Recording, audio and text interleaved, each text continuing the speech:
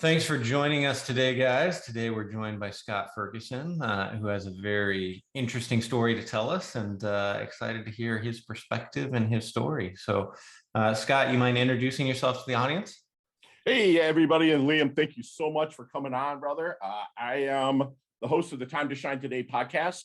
We don't want to have anyone to feel like they have no one. I have a kind of a unique story. It's a little drawn out. I don't want to go too much into it, but I was born in the Philippines in 1972, so it makes me an old 50-year-old guy.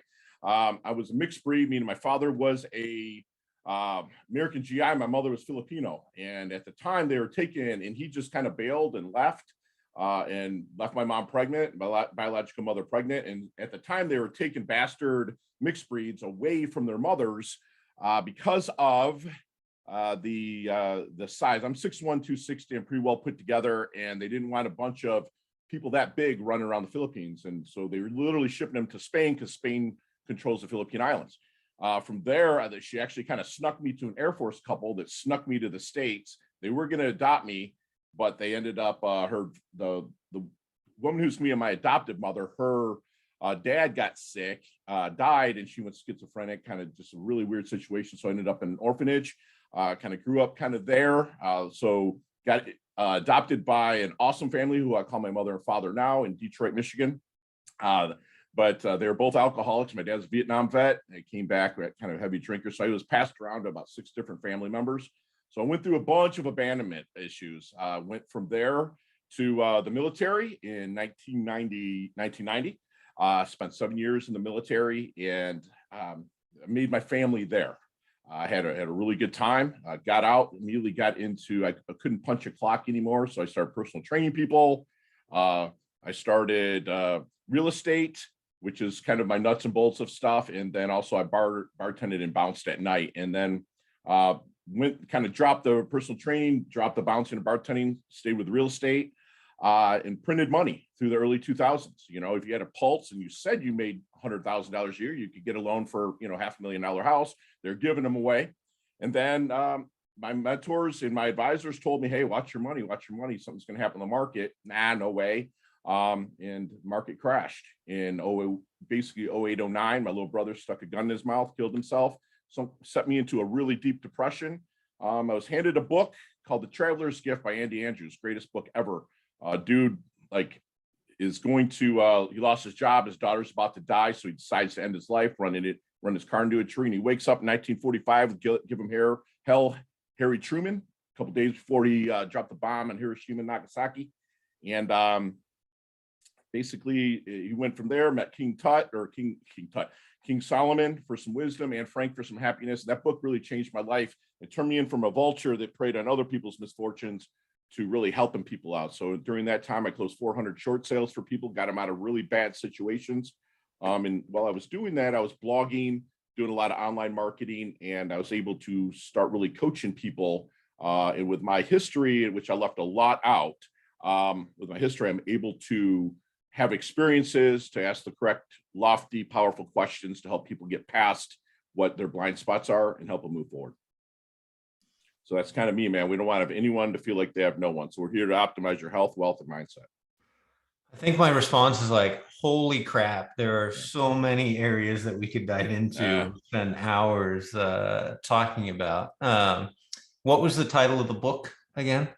It's called The Traveler's Gift by Andy Andrews. Traveler's Gift. Okay. Yes, sir. He's a Christian comedian. Oh, he's awesome. He's an awesome guy. He's agreed to come on Time to Shine today. So it's going to be like the pinnacle for me. I've interviewed some pretty big dogs, but Andy Andrews literally read that and kind of changed my life and made me take responsibility, which I believe responsibility is the ability to respond. It's rooted right in the word and not react. And it's just, that book did everything for me, Liam. Did you ever stay in touch with biological mom, or did that? She unfortunately, that's a great question. Thank you for asking. She unfortunately passed in 1998 from a brain aneurysm. And so I got a little dot on the back of my leg, and I was like kind of worried because I didn't know my family history. So I ended up reaching out to an old guy I served with the military, who's a very in the spotlight now, private investigator. But back then he was just kind of getting started. He found my Filipino family who ended up immigrating to New Jersey. Come to find out, I have a twin sister. And what does she do for a living? She's a real estate agent. It's like, this is crazy. That happened in 2003. So I keep in touch with them, not super close, but keep in touch with them. And then with this whole ancestry DNA and 23andMe, I kind of spit in the thing to see if anything from my dad's side would come up, and found everybody on that side as well. So it's been quite, and that was about 8 months ago. So wow, quite a journey with that. So it's really helped me heal. So Liam, it's been good stuff. Helped me see stuff from more of a prosperity perspective, if you will. And actually Andy's book helped me do that. Understand the prosperity is awesome, and it's good stuff, and everybody should strive for that. And I believe that if you're not striving for prosperity, that it's a sin, and it's not from a religious connotation, but the word sin comes from the Greek root word asini, and it means missing the mark. So if you're not going after prosperity in all facets of your life, then I believe you're sinning. Intriguing for me, right? So you talked a little bit about the constant flux and transition that you were in kind of in your childhood and growing up. Mm-hmm. Found the military. I'm assuming that was very good to provide structure, band of brothers, sure. etc. Kind of came out on that and kind of forged your own way again, it sounds like, and also went through a lot more turmoil and strife from the little bits and pieces, right? So it seems like this up and down for you. Yo-yo life. How do you remain centered, right? Like, and how did you get to the point where you've got, right? You talked about being in this place where you don't want anyone to feel like they have no one, right? Sure. And you're in this space of giving back now. You've been through some tremendous experiences, right? Absolutely. Like, what was it like getting to that point and getting centered on that vision and direction? And what can you share about, people who are trying to, the reason I go there, listeners likely trying to figure out, what that looks like for themselves. I know for me, I'm still always trying to refine what that looks like and what my purpose and vision is, right? And so, right. And I don't have nearly the experience list that you have in terms of what you've been through, right? So just curious in terms of your thoughts and insights on that and how to get there, and how you did that. One, I stand on the shoulders of a lot of giants that have really been there for my life. And we call them here at Time to Shine Today is knowledge nuggets. And I pick up knowledge nuggets along the way, but there's three that kind of really break down. And one is, don't take life too seriously. We ain't making it out alive. So really learn to just have fun and not be self-deprecating, Liam, but be, just understand that everything's finite. Everything's going to end good or bad. And that kind of led into overlapping your happiness, which I do a whole speech on stage that my audiences love, about overlapping your happiness. And like, if I'm like, hey, Liam, it's February, come on out to Florida. I got a stage for you to rock with me. We're going to speak in front of, 1,600 people. It's going to be a great time. You're like, yeah, I'm getting on a plane, going to see Fergie, and we're going to have a good time. Well, guess what? You're going to fly back. And that ends. That was a good time. That ends. It's finite. So anything good or bad is finite. So, overlap your happiness. So the way I do it is I make a New Year's resolution since 2009 when I was handed that book. And one of them is make someone smile every day, right? And two is unless I hurt you or disrespect you, I give zero, what you think about me. Okay, period. So I go through life as that I'm able to compliment people, have fun. If they don't like the compliment, I live on the East Coast of Florida where everyone's from New York, Philly, Boston, all that stuff. So they don't know how to take a Midwestern guy like me, but that's okay. As long as I haven't hurt them and I'm complimenting them, that's fine. And the last thing is do it for the intention and not for the attention. That's what I do. I do everything. I'm very intentional about stuff that I do, especially with my clients. They're very high-end clients, actors, professional baseball players, professional athletes.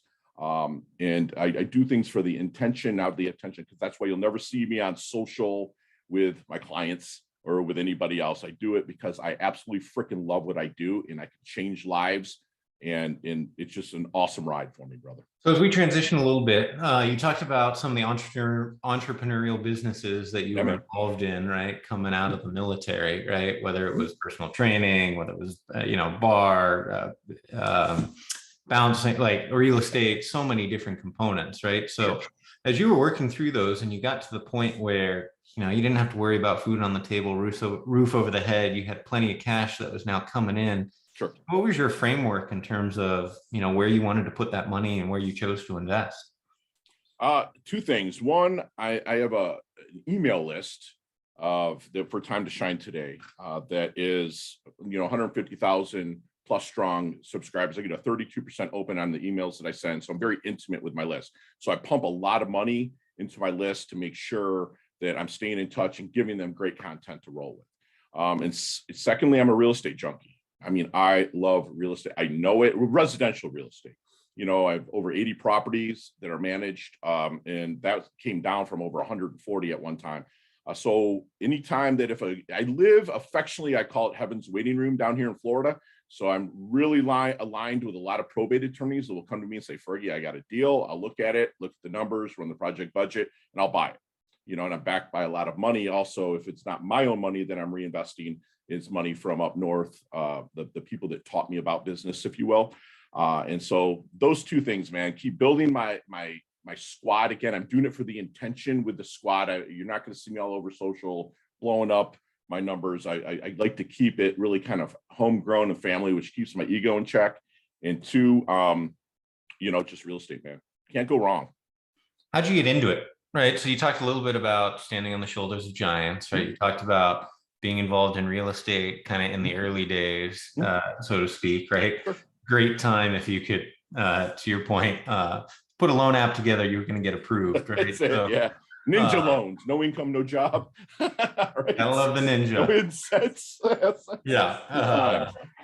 So curious how how'd you pick real estate, and at what point in your life were you at where you're like, okay, this makes sense, I'm going to go put it into real estate, right? Because I'm assuming Time to Shine wasn't around then and pumping into the list, building the list. Dude, you are a great question to ask here, man, because it was Time to Shine Personal Fitness. That was the name of my company that I personal train people with. And a lot of my clients, I live in Michigan, a very big Jewish community. Okay. And I'm not saying this or trying to stereotype, but Jewish people are really good with their money. Okay. And so when I was bouncing at night, remember I said I was bouncing, this is before real estate came into it. So I was only personal training and bouncing. So when I was bouncing at night, I'd get home and watch these Carlton Sheets commercials. Oh, no money down, right? And And so I went, and one of my clients is one of my mentors, Gary Shapiro. And I'm like, Gary, what do you think about it? He's like, it's dog bleep, and I'm like, oh. He's like, listen, why don't you find a property and maybe I'll put up the money and buy it. And I'm like, okay, yeah. So I'm gung-ho. I'm 27 at the time, 26, 27. And I'm like, yeah. So, that scene from Wall Street where, your buddy's bringing into Gordon Gekko, like these little things like, oh, that's a dog with fleas. That's a dog with more fleas or whatever. Well, it was a little bit more belligerent, what Gary would say to me. But then I was like, wait a minute, I can get my hands on some property. So I got my real estate license. Yeah, that's the way to do it. It's really not, but it did help. But it got me in touch with the circles of people. And Gary did help out behind the scenes saying, hey, take a meeting with this young kid, Fergie. He's somebody that I really believe could be something. He taught me that. So it was the Time to Shine, personal fitness, which went into, training like very influential clients in the Detroit area, which led into us buying our first investment property in a city called Ypsilanti, Michigan, which is right outside of Ann Arbor. And we still own it this day, man. It was awesome. It's like a four rooms. There's a common area, 4 rooms. And at the time I installed a payphone in the room, which was cool. They loved it, man, because they all had those 999-876, those long calling cards that they had back in the day, which they could call home and stuff like that. And it was literally right on Eastern Michigan University's campus. And we still have it to this day. I mean, the whole place is really decked out. Now it has Wi-Fi and, everything else, but there's still there. And we picked that thing up for $38,000. And it's funny, I go to Michigan once a year and that thing just appraised for almost 400. So it was like, that was our first victory, but then we would just purchase. And I'm a buy and hold guy. I'm not a flipper. So I buy and hold everything that I can, put them all in separate LLCs. So there's a nice cash flow entity that kind of goes up to my S Corp. And, I was just taught to do it the right way. Oh, and to pay my taxes, because I didn't do that for about 10 years and I learned my lesson there. It makes it tough. Especially at the beginning when you're trying to get conventional financing, right? You know, it makes it tough. In your current state, it doesn't matter anymore, right? But were you renting by the room on that first house? And we still do. We still do. Yeah, we still do. But now it's like mommy and daddy's got to pay it, you know, and that one, it's the way it's set up, because now it's just graduate students in there, and it's just, you know, mommy and daddy, or they got to prepay. I remember we were renting, I think it was like $185 or $190 a room a month, right? And then now it's like $750, $800 a month, you know, per room. So like we've been kind of edging it up and stuff like that. And I have an awesome property manager, Melissa, that handles everything. She's in Michigan, and she handles everything and handles evictions and does everything for all my properties. So there's a shout out to Melissa. How long did it take you before, essentially, if you're buy and hold, you're a cash flow guy, right? How long did it take that cash flow to get to a point where it was like, all right, I'm not gonna bounce. I'm not gonna, you know, bartend. I'm gonna focus on just that and the personal fitness, and then probably the personal fitness probably transitioned, right? Right. So like, what was that timeline and evolution like for you? It was really quick. It was within, I remember I was on my way to a meeting on 9/11 to really cancel out everything with my personal training, to really stop that, you know, and kind of say, hey, you know, turn over all my clients. So what it was, I sold it to this guy, Mark Wacker, and he still runs Time to Shine Personal Fitness. He still has it to this day. And that was 2001, you know, and he's grown it. So I get a nice check at the end of every year from, you know, if you want to call it royalties or whatever. I'm not like, man, you can stop paying me now. He's like, no, man, wouldn't have this without you. I mentored him along the way. Well, I was being mentored to tell him what to do. It was kind of like a crazy chain reaction. And then, you know, bouncing is just something I did for fun while I was doing the real estate. And, you know, so it was really, to answer your question, that was a short story long. Sorry, man. You know, to answer your question is probably a year and a half. It was like I was cash flowing fast, because what I did is I started being a realtor and really going after the connections that I was training people at the personal training facility. And they were like, oh, you know, I think you're perfect for real estate. Oh, here's my friend. These people, you know, at the time they were paying $80 an hour for personal training. And that was a lot of money then. So these people knew people. So I became the Detroit Pistons, Detroit Red Wings, Detroit Lions realtor. And I was the douchebag with all of the billboards all along outside Detroit. I was the guy with the hands folded, called the Ferguson team, your house sold, name in real estate. So I was that, and I built up quite a business from that. So to answer your question, it went really fast. I was really blessed to have what I had. So how does the bastard orphan kid who goes through the military position himself to have these be in the circles, right, with these influential high net worth people who ultimately became your mentors, probably funding sources, absolutely, to accelerate your growth, right? Like that jump is not easy. A and B, right? Like, how'd you do it? What did it look like for you? Everything was a huge chip on my shoulder. You know, my dad, I love him. He's my best friend in the world. I mean, you know, he kind of couldn't raise me and stuff. And we're super close. But I had a huge chip on my shoulder. I was like, I'll never work on the line at General Motors like you. My ego was huge. I'd pull up to family reunions. Again, that D-bag would pull up at a foreign Mercedes or Jaguar or something, right? You know, and all my family works for the big three. You know, I was that guy. So everything was for the attention. It was and it made it easy for me because I could hide behind that facade. But I got to the point where I didn't like listen to my mentors because I was too full of myself. And I had, you know, I'm a God-fearing man, and he had to put me in my place, and he kind of took everything away from me. The only thing he didn't was really the investment properties, but at that time, everything was going underwater. So the investment properties weren't even worth what we paid for them at the time. You know, it's taken a while to get that portfolio back up, and it just maybe started in 2017 getting right, you know. So it was a huge chip on my shoulder. It was the what I call my correction. It's also my little brother taking his life, really kind of put a lot of things in perspective. So now it's for the intention of, you know, really helping people. And I'll tell you what, Liam, it's so much more fun now. It's a blast. And people enjoy being around me. They don't like, oh, here comes Big Ferg. Oh, let's get the hell out of here. He's going to talk crap about, how good he's doing and stuff like that. Now I want to know, I'm way, way, way more interested in what's going on in Liam's life than really talking. Like you're a fantastic interviewer, man, because I'm just rambling. You're not interjecting, dude. And I do the same thing, and so thank you for that.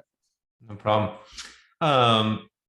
Diving a little further into that, right? Mm-hmm. So the intentionality in the chip, I think, is great and gives you a certain direction.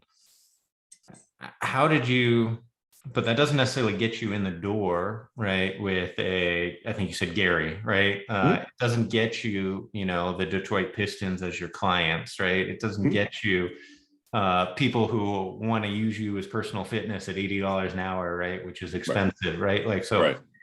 How did you, determine or build and get into that clientele, right? Which was I'm guessing a social circle that you hadn't been a part of previous to that. And that's why I lost on my mind. I didn't have the identity to have that. Like they say, if you give everybody $1 million, it'll still all flow back to the people that have the identity of a millionaire. And I didn't have that. So to really to get that set up, can you ask the question again? Because I went off the track with the mindset. Yeah, I'm sorry. No worries. It is, and the team will edit all of this, so Sure, no, it's that fine. makes it easy. No, I like trying to understand how, right? Obviously, your upbringing and being in and out, right? And having, families you're talking about your parents being alcoholics, right? That worked on the line. They weren't high net worth people, right? They likely weren't accredited investors from what I'm gathering. Right. Then you go in the military, coming out of the military, you're not immediately connected with accredited investors, right? Not at So then you started the personal fitness, right? Like, and you started the bouncing, right? Bouncing also not usually high net worth people, right? Right. Somewhere you made this leap to get these connections with these folks, right? Who help propel your career and mentor you. Right. How'd you get from A to B, right? Got it. It's like, got it. Yes, this person actually has an interest in me and wants to help me and I'm learning, Mm-hmm. right? And yeah, you went through a cycle, as you talked about, where Sure. You implemented what they taught you, but you didn't have the identity yet, right? And so, but how'd you get the foot in the door, right? Because there's plenty of people who are listening who are like, man, if I only had that one mentor, right? Or if I only had that one client, and they don't have the identity yet, but like, how'd you get there? That's, again, a fantastic question. I'm sorry for going off the rails early. Basically, I never got outworked because of the chip on my shoulder. And I turned that into, I will never get outworked or out networked. So I would show up at any and every event, whether I knew somebody or not, and walked up and asked for people's business cards. And then it was ingrained in me that at that time I was so humble because I didn't have anything, that I just wanted to learn and be a sponge from everybody. And they see a young kid with, that served his country, that is really trying to make it in the world. They were open to giving me advice at all times, because I was very humble. Now, again, I turned into that D-bag that wasn't, which led into, again, losing everything. But then my mentors never left me. Okay, so to get to them, I didn't get outworked or out networked. And I would also take Napoleon Hill, who wrote the business Bible, Think and Grow Rich. And basically I would lie to myself a lot to the point where the subconscious mind caught up to what I was really telling myself. And I'd tell myself, hey, you work with high net worth people, I'd have my mental roundtable of, there was Martin Luther King over here, there was Ronald Reagan over here. And at the time it was Donald Trump, because he was just a businessman that I see him every day now at Mar-a-Lago because I'm a member, right? But at the time I didn't, I was just flukily met him. It was the craziest thing. And I really respected the guy. Oprah, I would have these mental people that I would learn from and dive into their history of things. So I just never got outworked, out networked. I wasn't afraid to ask. And the mentors that stayed with me through the years, I've really learned to pay it forward, because I believe that, the more you mentor, the more immortal you become. You get remembered. And Gary Shapiro, Sam Mizuraka, Jan Reamer, these people will always be remembered, because I'm paying forward everything that they taught me. but I just really would kick down doors, for lack of a better term, man, and not get out network. But at the time, it's funny because this came full circle, Liam, is it, now I seek humbly to understand and not react. I respond. And I did that all the time because I would listen. And then I went off the rails, and now I do it. I'm back to that, being full circle to where now I humbly seek to understand and not react and just respond. So that's what I did. I just didn't get outwork, man. Yeah. As we're wrapping up, what's one piece of advice that you give to people who are listening, in terms of, either from your experience or as they're trying to figure out their life and intentionality, right? Yeah. Where would you point them? I would say no matter what you're looking to do, because you explained to me your avatar and stuff of the listener, is that to do it scared, no matter what. Get your ass in gear, ASK, get your ass in gear at all times if you don't know something. And then work the rest of your life to plant trees that you'll never sit in the shade of. And that's what I tell people. And you have that intentionality, man, you will become monetarily very well off. You just will, because things will fall into place for you, because you're going to subconsciously attract the people that are going to help you get there. But just remember, don't do what I did. Stay humble, stay hungry, and continue to level up. Can you explain the meaning behind trees that you won't be in the shade in? Yeah, I mean, the trees with the most fruit bend to the ground, right? And so I like to give until it hurts so good. But I'm open to reciprocation, don't get me wrong. But like, I'm planting trees now, and you know how long a tree will take to grow. You keep cultivating that tree. The gestation time is long. But if you keep doing what you need to do, that tree's going to grow. But I'll be long and dead before that tree's probably even 10 foot tall, right? And I want to make sure that I'm doing things right now to help people intentionally to level up, and hopefully they will plant their own trees, that they'll never sit in the shade of. Last question before we wrap up. We talked about Big Fergie. How big are you?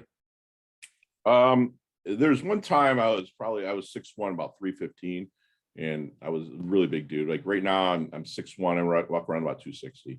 And I compete in like jujitsu, wrestling. I'm 50 years old and I still compete. I have to do something physically competing.